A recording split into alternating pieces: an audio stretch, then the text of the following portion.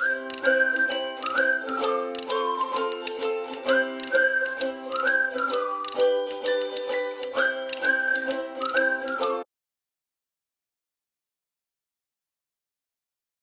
Morning, नमस्ते। आज है संडे की मॉर्निंग और आपका इस नए ब्लॉग में स्वागत है। और अभी मैं लंच की प्रिपरेशन कर रही हूँ। लंच में मैं बनाने वाली हूँ आलू का पराठा, जिसके लिए प्याज और हरी मिर्च को भी भून रही हूँ। और यहाँ पर मैंने आलू को भी बॉईल कर रखा है। और ये सब कुछ इतनी जल्दी जल्दी इसलिए हो रहा है क्योंकि आज अभी 19 तारीख हो गई है और 22 तारीख से नवरात्रि स्टार्ट है। तो मुझे किचन की आज थोड़ी क्लीनिंग करनी है। क्लीनिंग तो डेली होती है, डीप क्लीनिंग करनी है, मतलब टाइल्स वगैरह सब वॉश करना है और जो भी अंदर के कोने वगैरह है वो सब सामान वगैरह हटा के क्लीन करना है।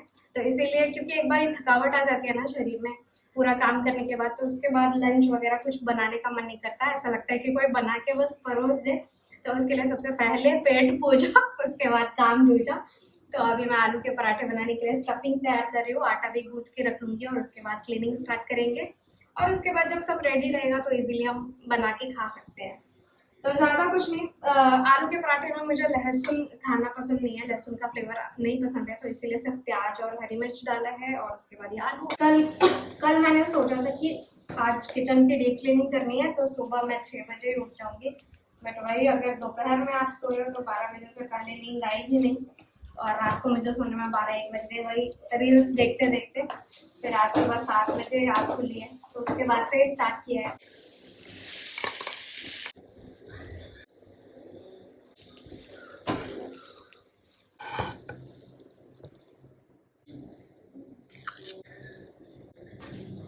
किचन को डीप क्लीन करने से पहले यहाँ पर मैं थोड़ी बहुत तैयारी कर रही हूँ, जैसे कि रैक पर जितना भी सामान होगा उसको उठा के मैं अलग रख दूंगी। दूध वगैरह या रात का जो लेफ्ट ओवर होता है उसको फ्रिज में रख दूंगी। और सबसे इम्पोर्टेंट काम कि सिलेंडर का रेगुलेटर ऑफ कर दीजिए, क्योंकि क्लीनिंग के टाइम पे हम गैस को इधर उधर रख देते हैं, तो रेगुलेटर ऑफ रहेगा तो सेफ रहेगा। उसके बाद सबसे पहले मैं जो ये वाटर प्योरीफायर लगा है ना, उसका कवर सबसे पहले क्लीन कर लेती हूँ, ताकि जब तक मेरे किचन की डीप क्लीनिंग खत्म होती है तब तक ये बाहर धूप में सूख जाता है। तो इसलिए सबसे पहले मैं इसी को वॉश करूँगी। 2-3 महीने में एक बार वाटर प्योरीफायर के कवर को क्लीन करना पड़ता है, क्योंकि खाना जो बनाते हैं उसका पूरा ऑयल इसी के ऊपर जमा हो जाता है। जिससे वाटर प्योरीफायर तो सेफ रहता है, बट ये काफ़ी गंदा हो जाता है, तो साबुन से मुझे साफ़ करना होता है। पहले साबुन से अच्छे से क्लीन कर लूँगी, उसके बाद पानी से धोकर इसे मैं बालकनी में धूप में सूखने के लिए दे दूँगी। टाइल्स को साफ करते टाइम थोड़ा बहुत पानी तो आता ही है, उसके लिए गैस को मैं यहाँ बड़े पॉलीथीन से ढक रही हूँ ताकि गैस के ऊपर पानी ना गिरे। और उसके बाद जस्ट साबुन से बर्तन धोते हैं ना, रिन साबुन, उससे अच्छे से टाइल को यहाँ पर मैं साफ कर रही हूँ।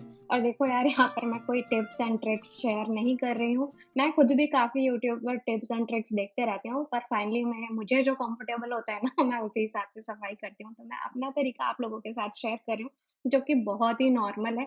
इसमें अगर आपको कुछ यूजफुल लगे तो फिर आप उसे अपनी लाइफ में ले सकते हो, अदरवाइज कोई स्पेशल टिप्स एंड ट्रिक्स नहीं है। तो यहाँ पर मैंने रेन साबुन से अच्छे से टाइल्स को साफ कर लिया है और उसके बाद बिल्कुल थोड़ा सा पानी इस्तेमाल करके यहाँ पर मैं टाइल्स को धो रही हूँ। टाइल्स को पानी से धोने के बाद एक साफ कपड़े से सारे टाइल्स को, स्विच बोर्ड को अच्छे से पोंछ रही हूँ यहाँ पर। और उसके बाद मैं अभी वाटर प्योरीफायर को कपड़े से ही क्लीन कर लूँगी, क्योंकि कवर रहता है ना उसके ऊपर, तो ज़्यादा गंदा होता नहीं है, तो सिर्फ एक गीले कपड़े से ही वो अच्छे से क्लीन हो जाता है। बस एक सीक्रेट मैंने आज आपको इस वीडियो में नहीं दिखाया कि आज से पहले तक जब भी मैं किचन की डीप क्लीनिंग करती थी ना, तो टाइल्स को साफ करने के लिए मैं रैक के ऊपर ही बैठ जाती थी। बट आज मुझे वीडियो बनाना था तो मैंने नीचे खड़े होकर ही टाइल्स पे साबुन वगैरह लगाया और साफ किया। तो खैर, टाइल्स और वाटर प्योरीफायर तो साफ कर लिया है मैंने। अभी मैं गैस को साफ कर रही हूँ, तो गीले कपड़े से यहाँ पर गैस को साफ कर रही हूँ। किचन में ही वॉशिंग मशीन एरिया भी दिया हुआ है, तो यहाँ से मुझे सामान निकाल कर इसकी सफाई करनी है। यहाँ पर एक्स्ट्रा सामान, कार्टून वगैरह, स्वराज के टॉयज वगैरह ये सब रखे रहते हैं और वॉशिंग मशीन रखा रहता है, तो सब चीज़ हटा के अभी साफ करूंगी। साल में 2 बार नवरात्रि आते हैं और मैंने बचपन से ही नवरात्रि से पहले की क्लीनिंग वाला जो माहौल होता है ना हमारे घर का, वो बचपन से ही मैंने देखा है। बचपन से मुझे इस सफाई का एक ही लॉजिक पता था कि जब भी हमारे घर में कोई आने वाला होता है तो उनके आने से पहले ही हम घर की सफाई करते हैं, ना कि घर में जब मेहमान आ जाए उसके बाद करते हैं। इसी तरह जब माँ 9 दिन के लिए हमारे घर में आती हैं तो उससे पहले हम घर की अच्छे से साफ-सफाई करके रखते हैं। तो ख़ैर, ये तो मुझे पता था, लेकिन अगर आपको कोई और इसका रीज़न पता हो तो मुझे कमेंट में ज़रूर बताना। चलिए, तो ख़ैर यहाँ पर मुझे फ्लोर पे पोछा लगाना है, तो उससे पहले ऊपर मकड़ी के जितने जाले हैं उसको मैं साफ़ कर रही हूँ, ताकि एक बार जितनी गंदगी होनी है फ्लोर पे हो जाए, उसके बाद मैं पोछा लगाऊँगी। इस तरह की डीप क्लीनिंग की बारी हर 2 से 3 महीने में एक बार आती है और मुझे 3 से 4 घंटे लग जाते हैं। बाकी आधे घंटे वाली क्लीनिंग तो डेली होती ही है। ये जो कार्टून आप देख रहे हैं, एक टीवी का कार्टून है, एक वॉशिंग मशीन का कार्टून है, तो हम लोग तो टेनेंट लोग हैं। इस तरह के कार्टून सँभाल के रखना पड़ता है क्योंकि एक रूम से दूसरे रूम में शिफ्ट करना हुआ कभी तो ये कार्टून काम आते हैं। तो इसीलिए मैंने किचन के कॉर्नर में इनको डाल रखा है। इसके अलावा ये जो आप मुझे साफ़ करते देख रहे हो, ये 2 आटे के पैकेट हैं, तो इनके ऊपर मैं सिलेंडर रख देती हूँ, जिससे कि फर्श पे सिलेंडर का दाग नहीं रहता है। वॉशिंग मशीन एरिया के एक कॉर्नर की सफाई हो गई, तो वापस यहाँ पर मैंने सारा सामान रख दिया है। सभी सामान को उनकी जगह पे रखने से पहले सभी सामान की भी मैंने डस्टिंग कर ली है क्योंकि 2-3 महीने तो छोड़ो, इन सभी सामान पे 1 हफ्ते में ही फिर से धूल जम जाती है। इधर का पूरा टाइल्स और ये रैक वगैरह सब साफ हो गया है। फ्रिज और ये जो स्टील का स्टैंड है मेरे पास, ये सब कुछ मैंने कल ही धो धा के छोड़ दिया था क्योंकि मेरे घर में जो लोग हैं ना, स्वराज और स्वराज के पापा, वो लोग खाली सोफे पे बैठ के मुझे काम करते हुए देख देख के ही थक जाते हैं। तो मैं एक पूरा दिन नहीं ले सकती थी सब कुछ क्लीन करने में, इसलिए आधा आधा करके कर रही हूँ। इधर कर दिया था कल, अभी ये आज कर दिया है। सबसे ज्यादा टाइम किचन ट्रॉली को साफ करने में लगता है, तो अब उसकी बारी है और 11 बज चुके हैं। और आज अभी मैंने ये किचन ट्रॉली को फर्स्ट टाइम यूज किया था, तो मुझे खोलना वोलना कुछ आता नहीं था। यूट्यूब पर देखकर ये मैंने भी सीखा है, तो वो भी मैं शेयर करूंगी कि इसको आपको कैसे खोलना है, कैसे क्लीनिंग करनी है। महीने में एक बार मैं किचन ट्रॉली के अंदर वाला जो फ्लोर होता है उसकी क्लीनिंग कर लेती हूँ क्योंकि डर लगा रहता है कि अंदर एक बार कॉकरोच हो गए तो वो फिर बढ़ते ही जाते हैं। तो इसके लिए महीने में एक बार किचन ट्रॉली की क्लीनिंग करती हूँ। उसके लिए यहाँ पर सबसे पहले मैं नीचे वाली जितनी ट्रॉलीज़ हैं उसको खाली कर रही हूँ। ऊपर वाले ट्रॉली को अगर आप खोलना चाहते हैं तो खोल सकते हैं, बट ऊपर वाले ट्रॉली को खोलने की उतनी कोई ज़रूरत पड़ती नहीं। किचन ट्रॉली से मैंने सभी स्टील के स्टैंड को बाहर निकाल लिया है, तो अब इस डोर को भी हम बाहर निकालेंगे ताकि अंदर के फ्लोर की सफाई कर सकें, जिसके लिए आप लॉक सिस्टम को समझ लीजिए। इस तरह का लॉक होगा जिसमें से दोनों साइड में पिन बाहर निकले होंगे। तो आप देख सकते हैं कि ये जो वाला पिन है ना, ये ऊपर की साइड जा रहा है। अगर ये वाला पिन ऊपर की साइड जा रहा है तो पक्की बात है कि दूसरा साइड जो पिन है वो नीचे की तरफ जाएगा। हमेशा दोनों जो पिन होते हैं ना, दोनों तरफ के पिन वो हमेशा ऑपोज़िट डायरेक्शन में जाते हैं। अगर एक ऊपर की तरफ जा रहा है तो दूसरा नीचे की तरफ जाएगा। तो अब जो पिन ऊपर जा रहा है उसे ऊपर की तरफ दबा के और जो पिन नीचे जा रहा है उसे नीचे की तरफ दबा के जो डोर है उसको अपनी तरफ खींच लीजिए और ये लॉक बाहर निकल जाएगा और इज़िली जो डोर वाला है ना पोर्शन, वो बाहर निकल के आ जाएगा।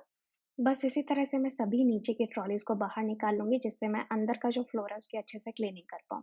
आप अंदर देख ही सकते हैं हल्की-फुल्की धूल जम गई है तो इसको साफ कर लेंगे। आप चाहें तो ऊपर वाली ट्रॉली को खोल के पूरा अच्छे से क्लीन कर सकते हो, बट मुझे नहीं लगता कि उसकी कोई ज़रूरत पड़ती है। पर आप अगर देखना चाहते हो तो देखो, ये ऊपर भी इसी तरह के लॉक होते हैं। तो एक साइड के पिन को नीचे की तरफ दबा के, एक साइड के पिन को ऊपर की तरफ दबा के आप ऊपर की ट्रॉलीज़ भी सेम खोल सकते हो। टाइम काफ़ी ज़्यादा हो गया था और सभी को भूख लग गई थी, तो हम तीनों ने पहले खाना खा लिया और उसके बाद मैं फिर से काम पे लग गई। नींद तो बहुत ज़्यादा आ रही थी, बट इस काम को मैं छोड़ के सोने नहीं जा सकती थी। तो यहाँ पर मैं वापस अंदर की क्लीनिंग में लग गई। अंदर का फ्लोर साफ करने के बाद कभी मन होता है तो मैं कॉकरोच जो मारने वाला ट्यूब होता है ना, उसको अंदर के वॉल्स पे लगा देती हूँ जिससे कि सेफ्टी बनी रहती है। बट इस बार मुझे कुछ ज़्यादा ज़रूरत लगी नहीं, तो मैंने कॉकरोच वाली दवाई अंदर लगाई नहीं है। उसके बाद यहाँ पर किचन ट्रॉलीज़ को मैं साफ़ कर रही हूँ गीले कपड़े से और उसके बाद आप देखेंगे कि इनको वापस वहाँ पर लगाना कैसे है। किचन ट्रॉली को जिस स्लाइड में अटैच करते हैं, दोनों तरफ से उस स्लाइड को बाहर की तरफ निकाल लीजिए। फिर आराम से ट्रॉली को उठाकर स्लाइड के दोनों तरफ सेट कर दीजिए और उसके बाद जैसे ही आप पुश करेंगे, वो लॉक स्लाइड के अंदर चला जाएगा और बस आपकी ट्रॉली लग जाएगी।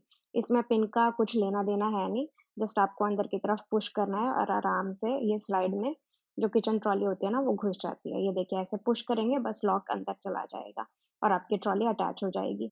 किचन ट्रॉली में ये जो स्टैंड लगे होते हैं, ये स्टील के होते हैं, तो मैं हमेशा साबुन से धो के और उसके बाद अच्छे से सुखा के वापस ट्रॉली में डाल देती हूँ। बट इतनी ज़्यादा सफाई तो मैंने अभी 10 दिन पहले ही करी। होली से 1-2 दिन पहले ही मैंने इन सभी स्टैंड को साबुन से धोकर ट्रॉली में लगाया था, तो ये अभी साफ़ ही हैं। इसके लिए बस गीले कपड़े से मैं इन्हें पोंछ रही हूँ एक बार और उसके बाद वापस ट्रॉली में लगा दूँगी।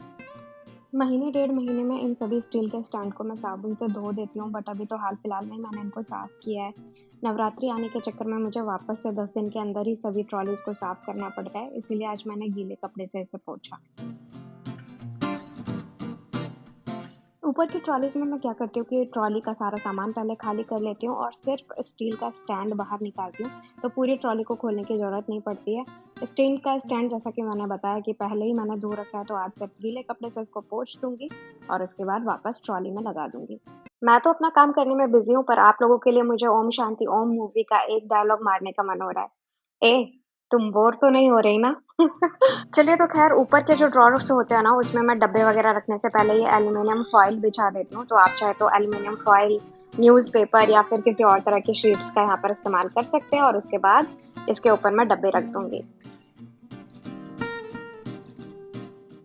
फाइनली किचन डीप क्लीनिंग के मैं आखिरी चरण पे हूँ। किचन ट्रॉली के ड्रॉर्स को भी मैंने बाहर से गीले कपड़े से पोंछ दिया था, बट काफ़ी ज़्यादा समय हो चुका था तो उसका मैंने वीडियो नहीं बनाया और लास्ट में अब मैं किचन में पोछा लगा रही हूँ और उसके बाद मेरा काम खत्म। ऊपर नीचे सभी ट्रॉली की पूरी तरह से क्लीनिंग हो गई है। अभी फिलहाल 3 बज गए हैं और आज हंसा बहन की तरह कहने का मन हो रहा है कि आज मैं चौथी बार थक गई। खैर अभी 3 बज गए हैं लेकिन आज मेरा सारा काम खत्म हो गया। आज 19 तारीख है, 22 तारीख से नवरात्रि स्टार्ट है, तो अब 2-3 दिन के लिए मैं फ्री हूँ। 2-3 दिन पहले ही आपका सारा काम खत्म हो जाता है ना, तो फिर आप थोड़ा बहुत जो मार्केटिंग है, कोई फेस्टिवल आ रहा है तो उसका आराम से कर सकते हो, फिर घर का कोई काम नहीं रहता। तो वैसे ही आज मेरा काम खत्म हो गया है। सब लोगों ने खाना पहले ही खा लिया है क्योंकि 3 बज गए हैं, तो इस टाइम तक भूखे रहने का कोई मतलब नहीं है। खाना वाना हो गया है, तो अब मैं जा रही हूँ नहाने के लिए। और साथ में शाम को भी थोड़ा सा काम है क्योंकि ये हम लोगों ने कॉफ़ी पी थी, तो कॉफ़ी के साथ हम लोगों को कांच की बॉटल मिली थी। तो ये कांच की बॉटल मैंने धो के रखी हुई थी क्योंकि जो हमारे नेबर हैं तो उनके पास मनी प्लांट का ये प्लांट था, तो मैंने उनको दे दिया कि ये कांच की बॉटल में वो मुझे अरेंज करके दे दे, तो ये उन्होंने मुझे दिया है। तो इसको हम शाम को देखते हैं कि इसका क्या करेंगे। अभी तो मुझे भी बहुत नींद आ रही है, तो मैं सोच रही हूँ कि अब नहा के थोड़ी देर सो जाऊंगी। वैसे तो शाम होने वाली है, 3 बज गए हैं, तो नहाते धोते 4 बज जाएंगे, चाय का टाइम हो जाएगा। तो मैं आपसे बाद में मिलती हूँ।